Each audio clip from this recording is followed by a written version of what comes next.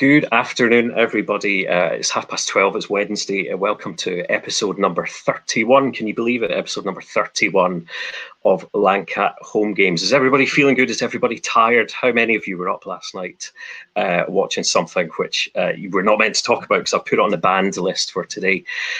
We are joined by the lovely Kathryn Knowles from CURA. Kathryn, you're looking very bright and breezy. I take it you weren't up late last night watching the news.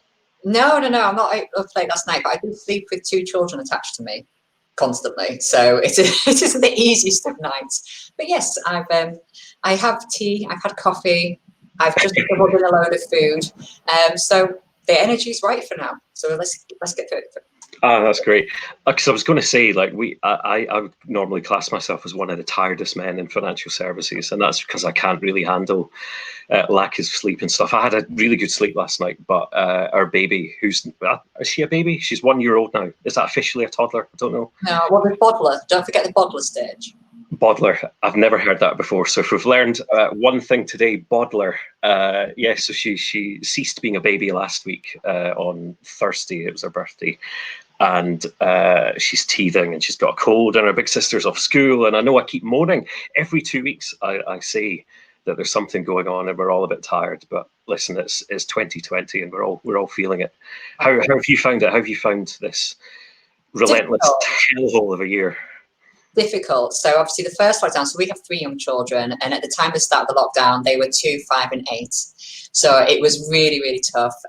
We kind of made the decision though, because my parents are really close by and I'm often helping them in regards to dinners and stuff because they've got health conditions, and they help me as well with childcare.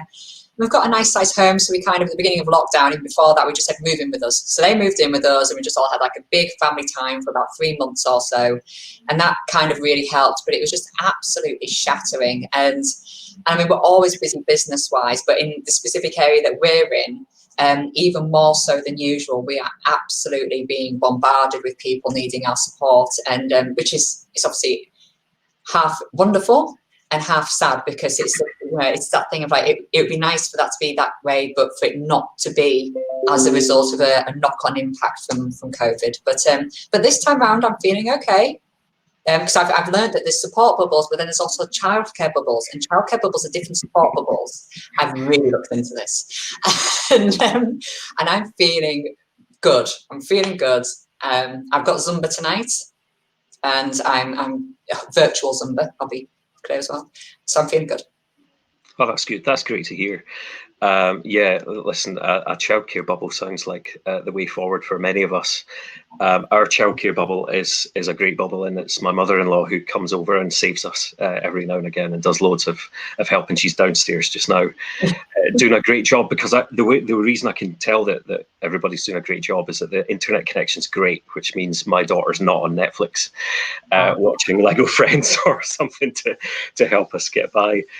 Listen, there's 3 bits of Lancat admin just to do before we kick off. The first one is, if you're having any audio or video issues, which I don't think anybody is saying that they do, but sometimes we can have buffering issues, which is the second worst issue that you can have in your life. Click on that link and it delays the feed by a few seconds, and it means your audio and your video starts to come in sync. The other bit of admin to say is that there's loads of you on live at present. Please, I'm so excited about this session because I know it's going to be great. If you've got any questions for Kathryn, either do it on the live chat and I'll do my best to wade through some of the usual nonsense not that I'm naming any names, Kate Shaw, but I'll try and wade my way through the nonsense and ask Kathryn questions. Or if you're feeling a bit less brave, you can do the ask a question thing down the bottom, and that comes directly to me and I can go in and have a wee look at it.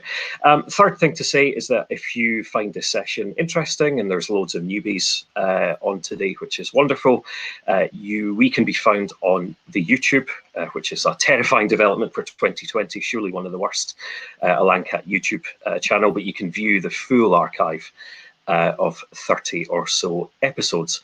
Right, all that out of the way, it's time to talk about you, Kathryn.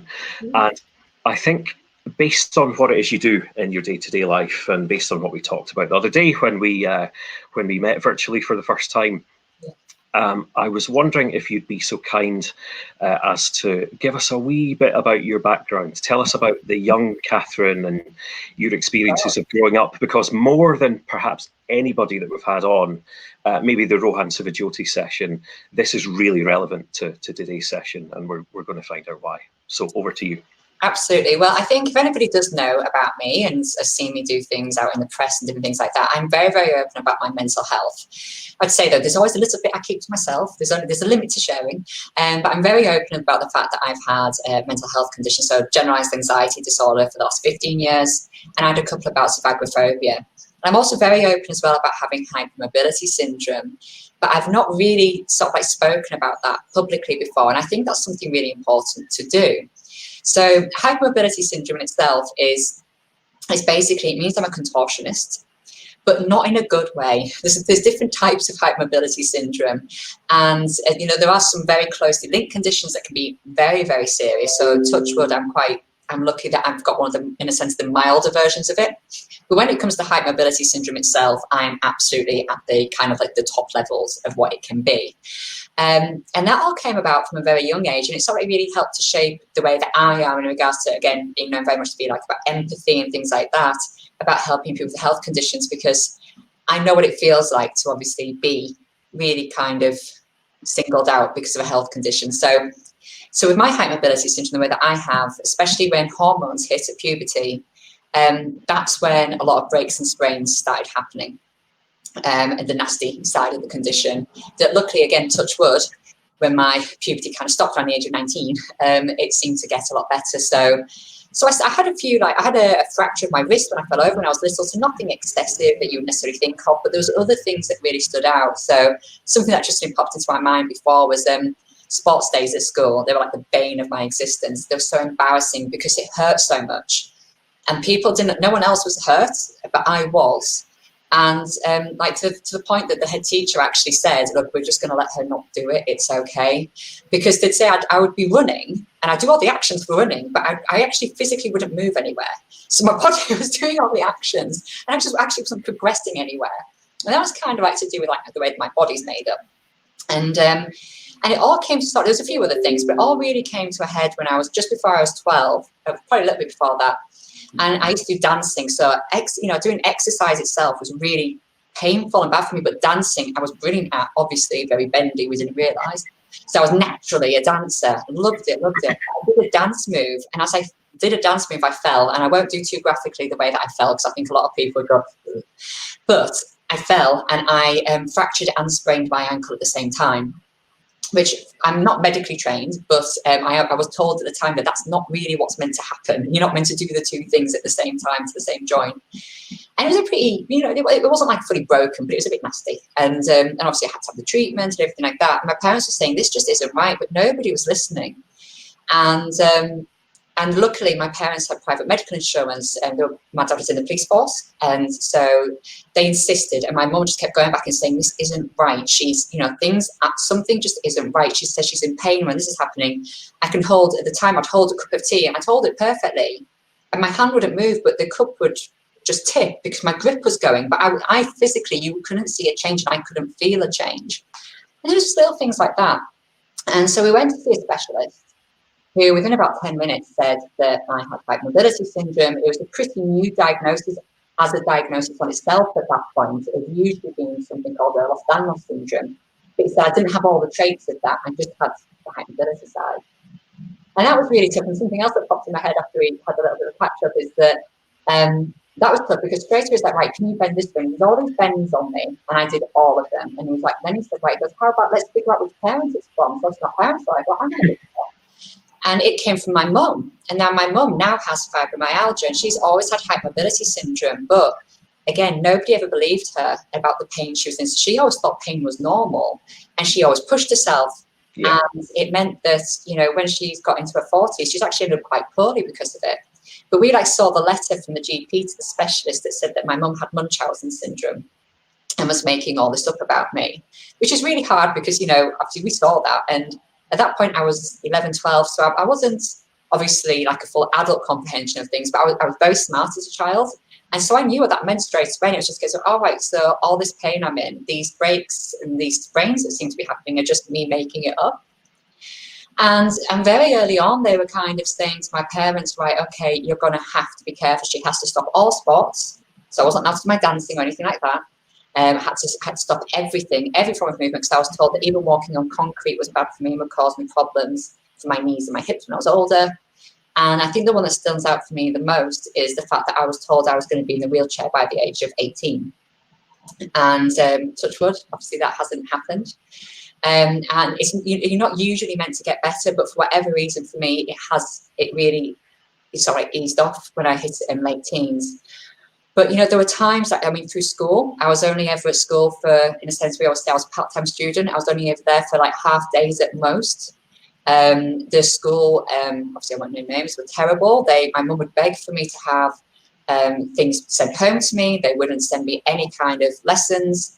We used to ask that I could maybe wear what's known as a TENS machine, so a machine that can provide electrical pulses to the skin and muscles just to try and ease pain. If I could wear that for my back, but it meant that my shirt would have been out of my skirt, even though it was under a jumper. So I wasn't allowed to wear it at the school because there was shirt in the skirt. And some teachers would say, things like, I'd say, oh, I don't have to go down the one-way system because, if I do that, I have to go up and downstairs. I'm meant to go this way. I distinctly remember teaching saying to me, let me go get my little violin for you. I had people hit me with a xylophone baton thing on my back to see if they could break a rib. I had people trip me up in a full corridor full of children, and as I walked, loads of them stuck their legs out so that I fell over and fell on my knees so I would hurt to see if they could injure me. And that was all horrendous and absolutely horrendous. And that entire time, I was to the point where there was one point where I think I was I'm trying to think when my sister went to uni now. So I think I was around 13 at the time. And we knew because of the height difference between me and her. And there was one time that I grew, because growing can also be a thing a bit. I grew 2 inches within 6 weeks. And I have stretch marks on my shoulders because of how quick I was growing. There's potentially that worry as my organs, would they be able to cope with how much I was growing height-wise? I am 6 foot. I know no one can see that, but I am tall, got long limbs and everything. And it was really hard. The entire time there was 1 week where I went to A&E every day with a different injury. And the consultants who got to a stage where said, what do you need us to do? Because you know more than us. There was 2 specialists in the UK at the time for height mobility syndrome, one in London and one in Leeds. And I went to the one in London, and he took pictures of me for his medical students, showing me in my bended state, to try and say, this is what can happen, folks. But as a very quick example, I won't do everything just to not freak people out, but just in regards to how it naturally feels for someone like me. So the perfect example I can give is if I do that feels very unnatural for me as a thumbs up. And I know that's what most people have. My natural thumbs up is that. And most people, I don't think, can do that very well. And I know even my husband, every now and then when I do things, he'll suddenly turn around and see me doing something. He'll just recoil like, oh, no, that's not right, Kay, stop doing that. But it's perfectly comfortable for me. But yeah, again, there was actually one point where I was in a wheelchair for a couple of months. And that was really tough. And that gave me a bit of an insight in regards to what it's like people who are living in wheelchairs. Obviously, I don't fully understand, but a bit of an insight into it. And when you go to a shopping centre, how people, even though I was about 14 at the time, how people will tut at you and heavily sigh because they can't get around you quick enough. When all you're doing is just trying to be out and about, and especially when you're a kid, really hard. I kind of think, well, there's no wonder that I kind of ended up being someone who has anxiety and things, because I was told very specifically from a young age, make sure that you're smart because you can't rely on your body. And it wasn't easy. It wasn't nice. No. Listen, thanks so much for sharing that. That's incredible for someone to come on and speak so openly and candidly about their experience growing up. So it's hugely appreciated. And one of the things that I think I do like about HomeGames is that we've created this kind of nice, safe space, I guess you'd call it, with our great audience who both enjoy hearing this, but also treat it with the respect it deserves. So it's hugely appreciated, Kathryn, obviously, that you share on that level. And those of you who've watched previous home games with some of the guests that I've had on know that I have this, for whatever reason, fascination with people and their backgrounds and where it's led them to along the way, and the moments of realization and truth and sliding doors moments, and where you end up in life.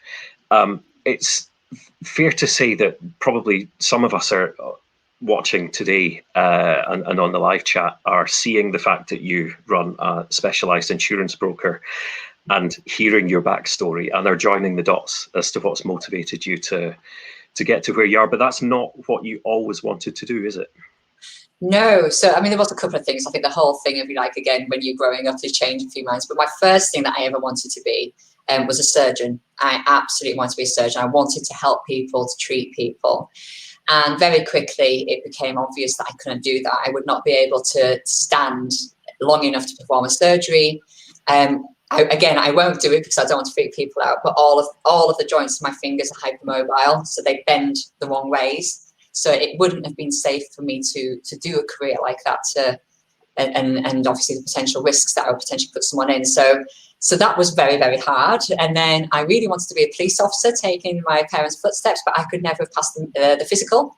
So I couldn't do that. So it was trying to find something that I could do that really, as with anything in life, as soon as we knew that I was ill and it was a case of, wow, I'm not making up the pain, it is actually real. It's led me to lead a life of adaptation. So even though I don't have there's certain things I would find difficult compared to a lot of people. I have to say, Alan was in a meeting not long ago, a video meeting. I stormed into the room with a new jar of peanut butter that I couldn't get open. Then realised he was on a video and slowly just retreated myself back out of the room. But I have an adaptation for that. I've got a specific thing I can put on and make it work. And I don't necessarily think of myself as having those things because it's just life. It's something I've had my entire time, so I don't know any different. And and then eventually I went into business. That was where I studied in business. I did my doctorate was in environmental business. I really wanted to work in like environmental side of things and like protecting the planet. That became a real big passion of mine.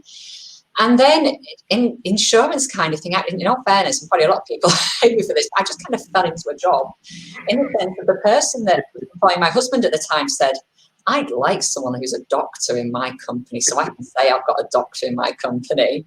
So I handed in my thesis, and the next day I had a job. And it was that kind of thing of, well, there's a job there, I can have it, absolutely, I'll take it, and then let's see what happens.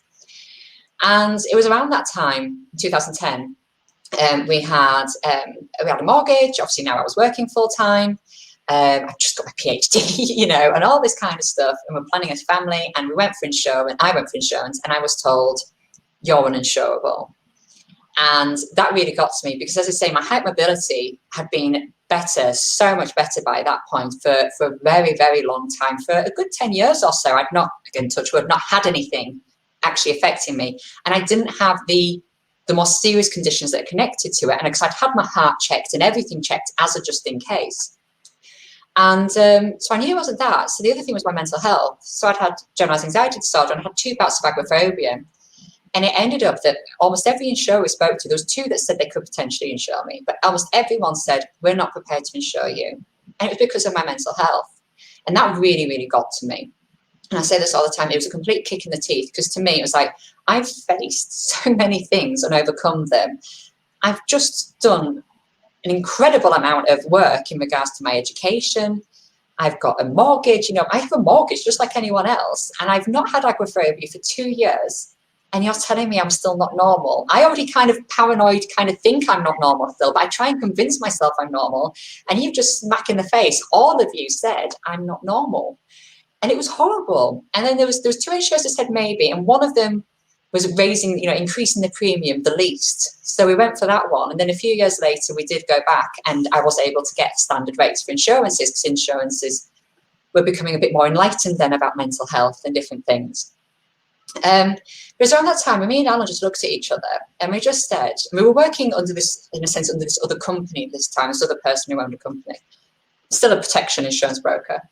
And we just said, well, we're in this.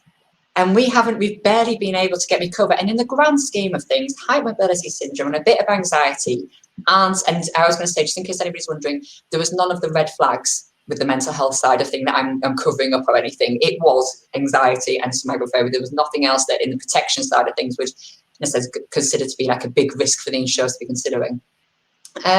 We said, well, if we're doing this and we're working on this, we're brokers, what about people on the street? And how many of them, are they reaching, I'm not saying it was, but if it was 10 insurers and 8 of them turned me away, how many of them have gone to some of those 8 and just been told that and then just walks away and just gone, well, no one's going to cover me? And we started to see it more and more people coming to us saying they'd had cancer and couldn't get insurance, or they had diabetes or high, just lots and lots of different things. So when, in a sense, all things changed, the original company owner retired, and I said we were all facing redundancy. So Alan set up as a sole trader for a year while we kind of put in the process of becoming directly authorised. And then CURA was officially, in a sense, born in 2013. But from 2012, at least, we'd started to really focus ourselves on saying people need support. And we started to sort of like promote ourselves more as people, obviously could help, because we were getting really on top of medical, because our medical knowledge is quite up there. And we were just like, this is just more and more people coming to us. And the thing is that we're full time and we're flat out. We started out with about 10 people. We're now 20 people. And we continue to need to grow. There are so many people that are not getting the insurances when they really need them. And the thing that annoys me really as well is when people say to somebody, you are uninsurable. It's the case that they're not uninsurable. You've reached the limit of what you can do, and you should send them to somebody who can insure them. And that's a massive thing for me. So this is a really natural time to start talking about the practicalities of what it is you do, Kathryn, because when we had our wee catch up, I don't want to break the fourth wall here, but we have a little catch up the day before just to go through what we're going to talk about and all those kind of things. This is a part of the financial services spectrum, for want of a better word, that I'm not familiar with. I'm aware, obviously, of the mainstream protection products and know my way around them. But in terms of real specialised stuff and the practicalities and the underwriting and the risk assessment and all those kind of things, I don't know what it is on a day-to-day basis that you kind of navigate to help people. So could you share with us, maybe talk us through a tip? I know in a specialised, this is an oxymoron, right? A specialised business, there's maybe not a typical client, but imagine your day tomorrow, you get a typical client through the virtual door. What do they look like? What problems are they facing? And what are the practicalities of how you engage with them and contract with them and see to their protection needs? Do you want to give me a condition to work off? Do you want to choose one? Well, I think we all know that I care a lot about mental health for very obvious reasons. So talk me through a typical, anxiety or depression or something like that. Okay, then. So a lot of the time people come to us through our website, and usually on that inquiry, they will have come to us through a specific page, so we can identify, right, what page were they looking at when they came to us. So it gives a good idea. And sometimes they'll put in the inquiry some information about themselves, just so that then we can prepare. A lot of the time as well, we have hundreds of introducers bringing people to us, so we'll often have a lot of information that way. But the first thing we do is that we prepare. All of my team are trained, and I took over the training about a year or so ago. So it's a very, very specific training in regards to when you're speaking to people who could be in vulnerable conversations. And I won't go through time-wise. I can't go through all of our vulnerable training and everything that we do. But it's very specific. So if anyone contacts my team and they speak to an advisor and they're told that there's a mental health condition, they will immediately be able to go bang, bang, bang, bang, bang with the questions. And it's not the questions that you see in an insurance form. It's more than that, a lot more. Because it's what's going to be on that GP report that we need to know to make sure that we can give a really clear indication to somebody straight away. So, it could be, so a perfect example, I was speaking to somebody the other week, and she was speaking to me and she sounded down and negative, in a sense when we were chatting. So the first thing that we always do is we say to people, look, we appreciate you coming to us because you've got a specific risk. And whilst we need to know about that, what I want to know now is, just tell me about you. What's kind of happening right now? What's the trigger? What do you want to talk to us about? And straight away, the way that we approach it isn't like a case of, right, so you've got bipolar disorder, right? When was it diagnosed? What's your medication? We don't go straight into that. It's a case of, right, we know that that's there. We all know it's there. I want to know about you, and I want to know about your life. Tell me about it. oh, right, so you've got a home, so you've got your family and your kids. Oh, okay, and what do you do for a living? And the entire time we're doing what's known as our fact find as well, but we're having a conversation. We're making sure that that person feels at ease, knows that we're a human, and that we're just having a nice rapport. And then once we've done stuff like that kind of thing, that relationship building in a sense, we would then go into the medical condition. So again, if it was something like a mental health condition, I need to know what it is. I need to know when they were diagnosed, when did they last have symptoms, what medications are they on, what treatments have they done, have they seen a psychiatrist, have they seen a counsellor, have they seen a community mental health team, have they been an inpatient, have they tried to attempt suicide, have they self-harmed, have they had suicidal thoughts, all of these things. When did all of those happen? When did the last time happen? And we need to go all through that. And what can be quite difficult sometimes, and it's the reason that myself and Alan are mental health first aiders, so we've done specific training for it as well, is that you can get a range. You can get some people who will be very open about, and they'll tell you stuff, and then that's kind of like you get told, well, I had a suicide attempt here and that was it. And then you get some people who also just want to have a chat. And some people who will tell you in great detail what happened and what they did. And that's really hard because you also need to be able to protect yourself as an advisor. And we have steps in place to protect ourselves and our team as well to make sure that we're okay when we're listening to these stories. But obviously we'd go through all of that and all that information. But even then it can be really hard because if we're talking about mental health and being quite blunt and open because we're in a professional forum and I'm able to speak in this way, I know that even if I have all that information, I get a good indication. I know that there can be a completely different indication to what I see if it's being what's classed as a violent suicide attempt.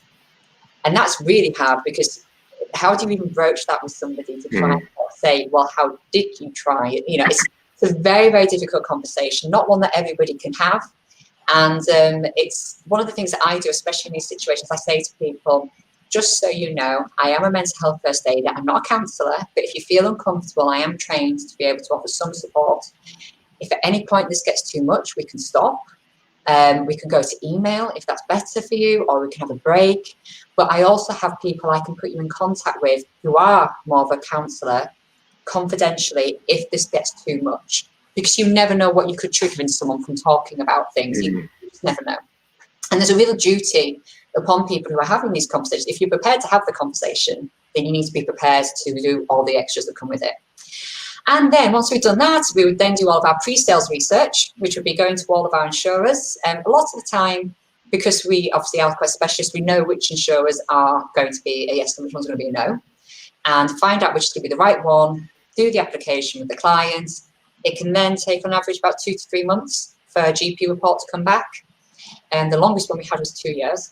Wow. Which was pretty intense. But there has actually been a recent case at the moment where someone is suing at their GP practice because it took them 10 months. And by the time that happened, it had another medical condition, which meant that the insurer would no longer insure them. So there's lots and lots of things going on with that at the moment. And then hopefully the GP fills it out correctly. And it goes back to the insurer, then you get the terms through. But often than not, well, not often not, but there's quite a lot of times that there's information missing from the GP. And we do have it quite a few times where the GPs write the wrong information on the GP report.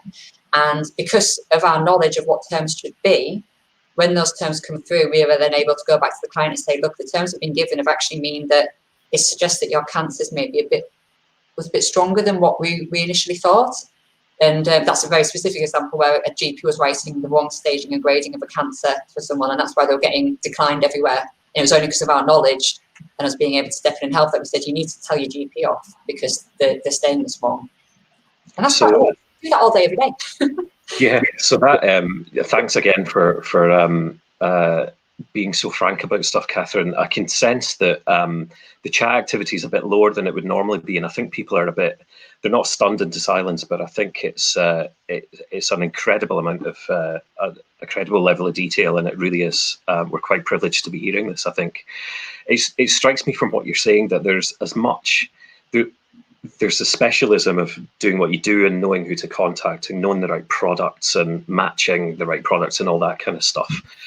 But from what you're saying there's just as big a job as that stewardship throughout the case. And it strikes me that, if you're potentially in a vulnerable situation, if I try and think of the reasons why someone might not be able to get insured, It's if you're either in a vulnerable situation or don't have the capability to be as persistent as you're being on behalf of them. Is that a fair thing to say?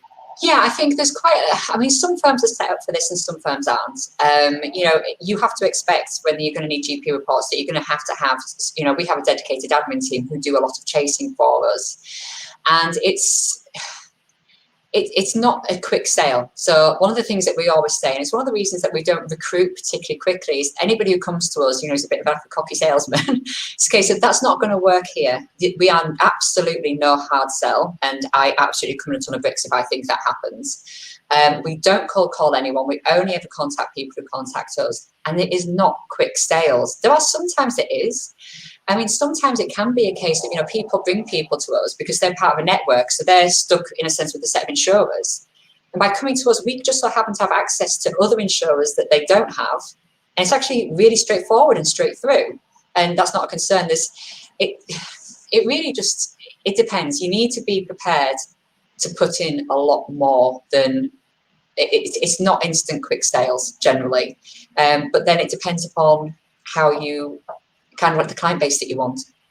And do you find that there's a little bit of a parallel to, because those of you who've tuned in regularly will know we've been speaking to a range of planners over the past couple of months. So we've had Gary Hale, who's on with us today, Darren Cook, Adrian Murphy, Kate Shaw recently, and each in their own way, we've talked a little bit about the change in financial services in the last 10 or 15 years to move towards knowing your client more and that long-term, you know, goal-based and lifestyle-based approach. So do you find then that the people that you deal with and that you help then become, I know, you know, CURA's only been in operation for 6 or 7 years now, but do you think that will mean you become their, you know, that they will become your clients for life? And is that the intention, to help them throughout their life as they, you know, rebroke their insurance, for want of a better word? Absolutely. I think a big thing as well is that a lot of our clients aren't necessarily going to get the chance to be rebroked because of the health condition that's there. It just depends. And especially at the moment with COVID, I don't know if people understand about risk appetites and insurance and protection insurance side of things, but typically it used to be around 400% would be the maximum rating that you would get with most insurers. There were some that we had that were higher. They're now all around about 150, 200%. So a lot of people, you know, it is hard. And so the idea of rebroking at the moment isn't easy. But it doesn't mean that things have completely stopped, because there are lots of options now for people. So a brilliant example is people living with HIV. The changes that have happened, I have to say my colleague Chris, who works with me, she has been instrumental in absolutely hounding insurers and making sure that they kind of think about it and change the processes. And I'm really proud because she was she was the first person, in the first advisor in the UK to arrange a personal income protection policy for someone living with HIV last year, which was just incredible. You know, we've gone from, again, I don't know if people know about percentages and per mil ratings. Per mil ratings are generally not the ideal one. It becomes very, very expensive a lot of the time. So we've gone from the fact that, you know, there was only a couple of insurers that would look at percentages for HIV to now pretty much all of them are looking at percentages. It's been instrumental changes. So I think stuff like that has been incredible. And I think there is, you know, the feedback we get, if you look at a lot of our feedbacks that we get, what I find lovely is that we don't just get like, we do get the ones that say, oh, this was a good service, you know, this was really good, or they got me the insurance I wanted. But we also get essays. You know, we get people who are writing paragraphs about how they found our service. Sorry, there's a bee in here. I think everybody's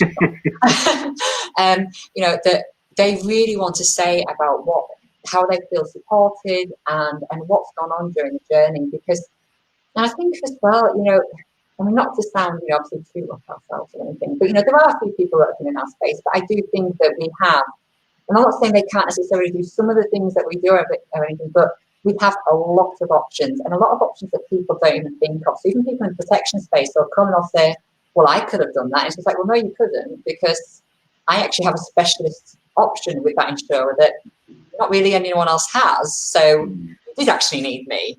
And I think a big thing for me is just getting people to understand, and because I do it as well. So I signpost out to people for mortgages, for pensions, you know, for investments, everything like that, because it's just not my area. I don't do it.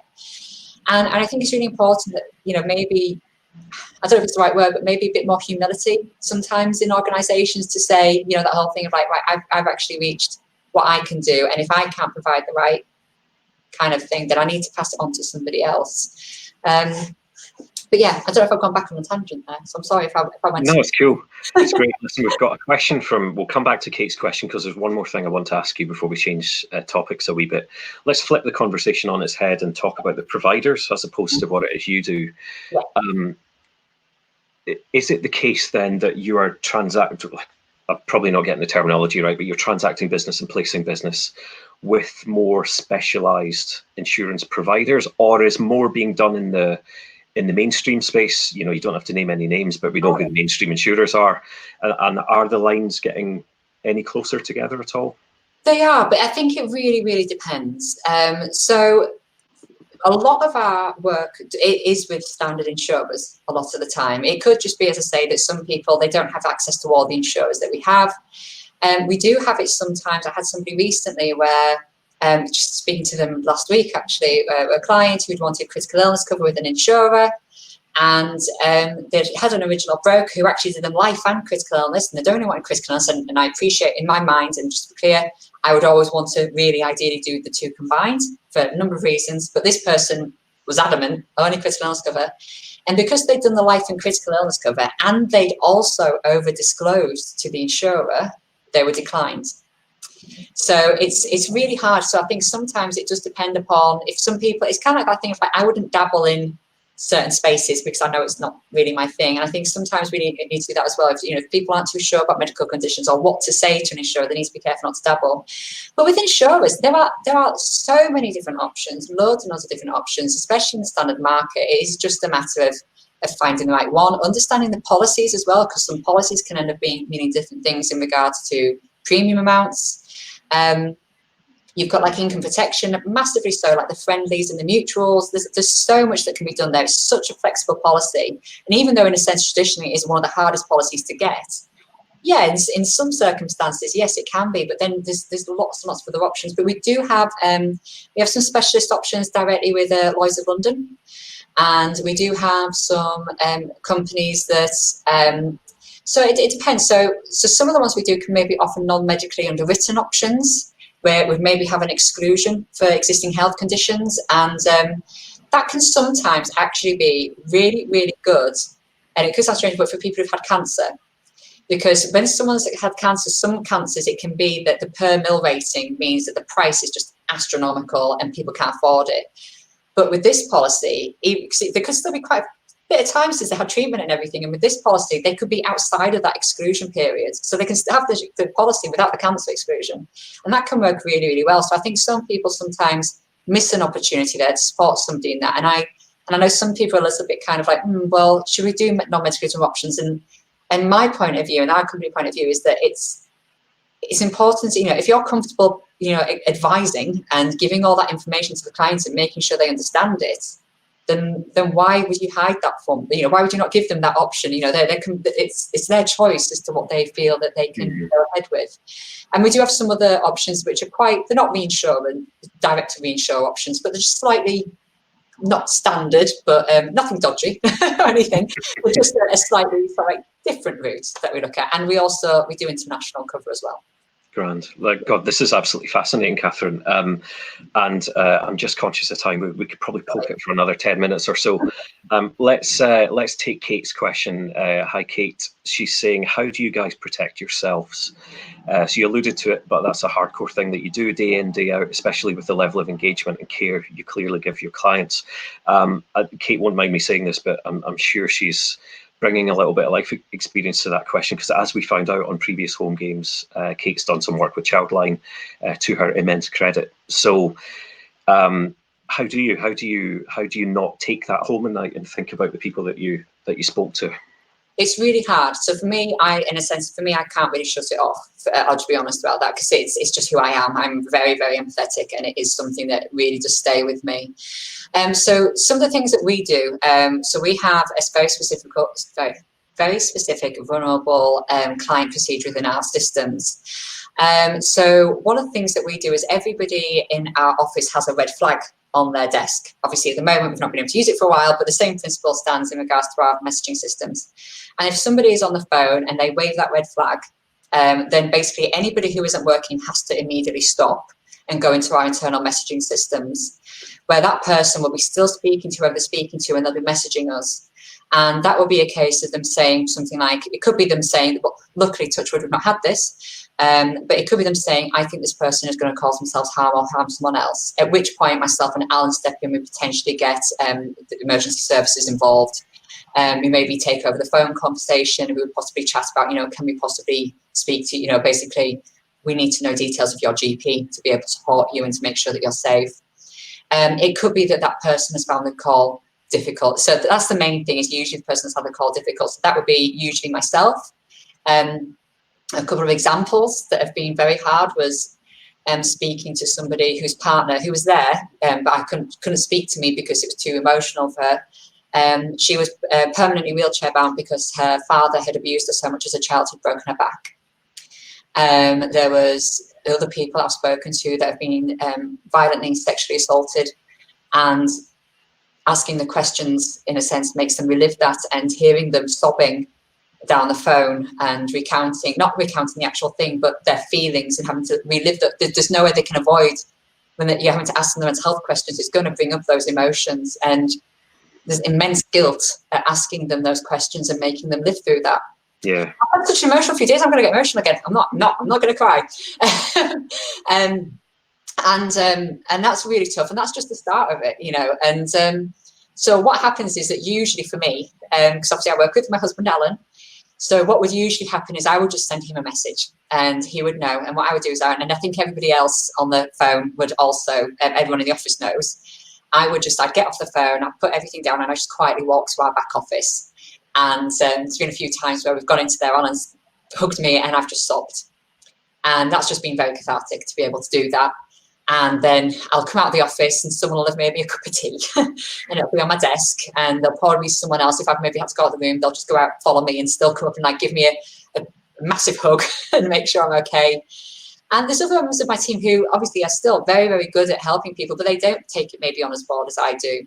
They're okay, but I think every single one of us has had a moment where we've had to really breathe, get off the phone and breathe and just talk to each other and say, I can't even begin to imagine what that person's been through.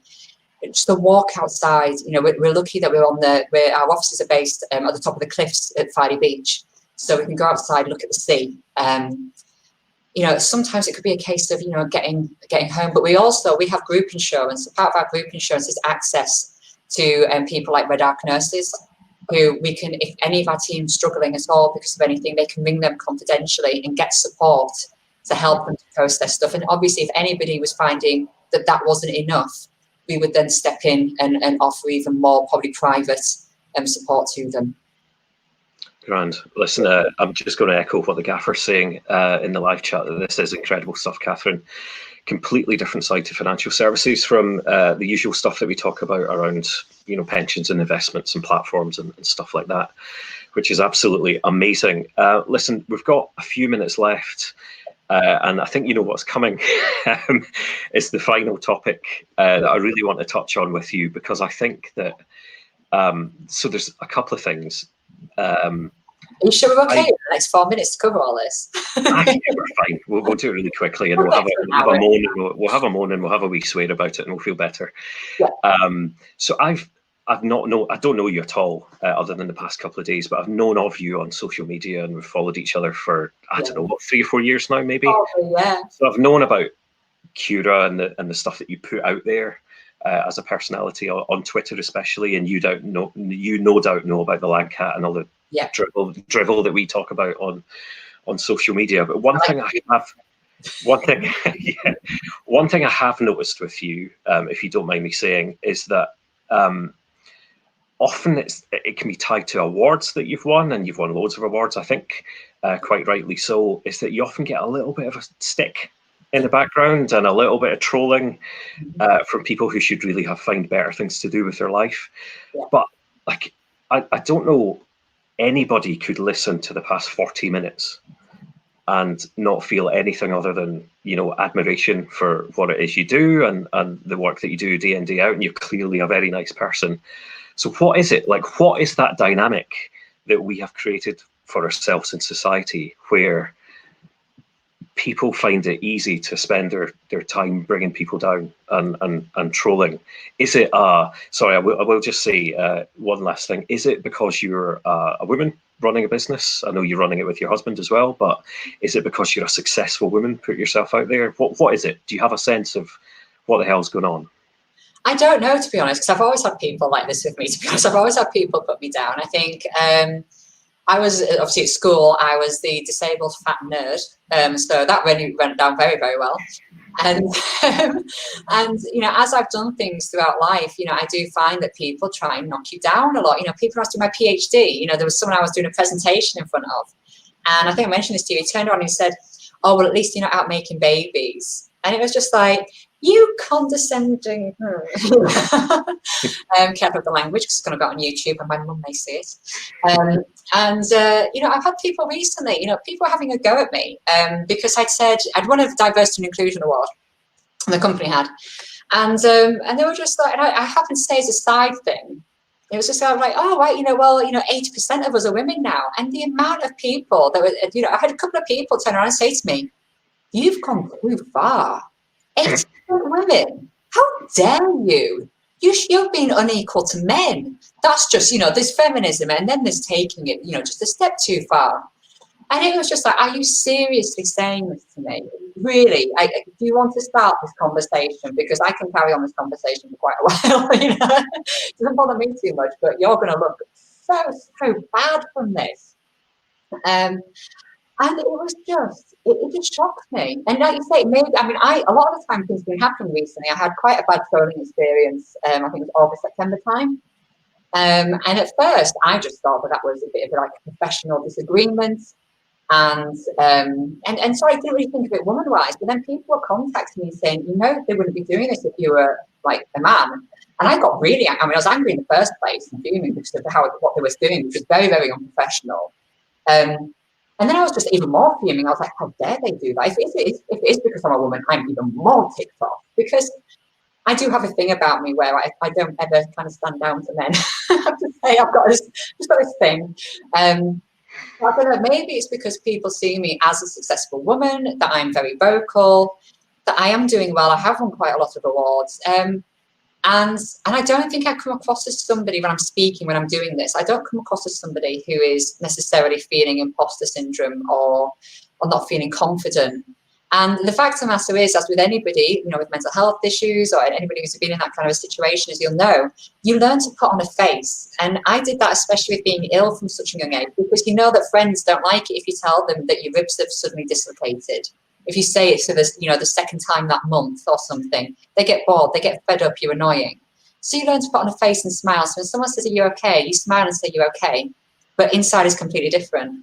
And I think some people just really like, and a big thing for me, so I'm known as like a social media person, especially in my side of the insurance services and that.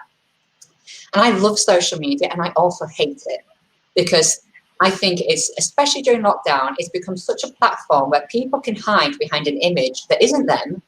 They can say something which I genuinely believe they would not dare say to somebody's face. I mean, that's one thing I will say. Whatever I say on social media, I am very much prepared to say it to someone's face. If I say it there, I would say it to you in person as well.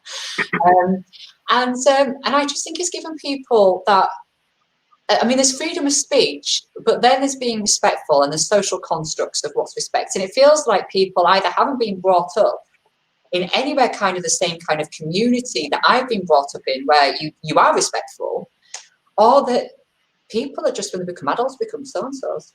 It's a really, really weird one. But no, I think, you know, I'm involved in something in regards to doing some social media best practices guide, because I think some people as well get caught in it. And I've made mistakes on social. I wouldn't say I'm perfect, but I think some people, they fall into maybe arguments, or maybe they say something that someone's took offense at and then don't respond in the right way to it. They become very offensive, they attack back, and it becomes this thing. And I don't think people necessarily understand the potential career damage that they are doing to themselves on these platforms. And and hopefully they'll be out something a bit unique and quirky, because that's how I do things. Yeah, hopefully that will help. So I really want to help. I'm 35, and there's a lot of younger women in my office. And I wouldn't want them to face the things that I face. They get very defensive on my behalf, and they'll suddenly get on Twitter and start defending me and stuff. But yeah, I don't want them to feel like they don't have a voice, or even feel in any way, shape or form that they should dampen their voice because of fear of, I don't know, someone want to say, maybe anybody on social media. Absolutely right. Listen, we've come to the end of our time, Kathryn. We could have talked for another hour or so. That was incredible. It is instantly my favourite HomeGames that I've done.